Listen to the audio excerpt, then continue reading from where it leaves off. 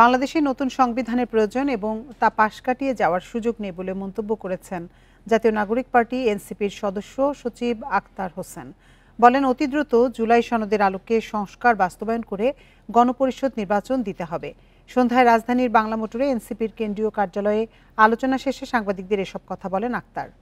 এ সময় নির্বাচন যে কোনো সময় হতে পারে, কিন্তু তা যেন পুরনো সিস্টেমকে ফিরিয়ে আনতে না পারে সে আহ্বান জানান এনসিপির নেতারা।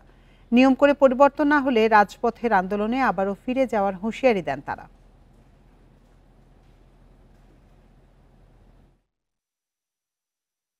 অবিলম্বে জুলাই সনদের আইনি ভিত্তি দিয়ে লিগাল ফ্রেমওয়ার্ক অর্ডার এলএফও করে তার ভিত্তিতেই গণপরিষদ নির্বাচন আয়োজন করে বাংলাদেশের দীর্ঘদিনের মানুষের যে সংগ্রামগুলো আছে সেই সংগ্রামগুলোতে ইতিবাচক ধারা যুক্ত করতে, বাংলাদেশের গণতন্ত্রের পুনর্বঞ্চায়ন সম্পূর্ণ করতে আপনাদের সকলের কাছে আমরা উদাত্ত আহ্বান রাখতে চাই।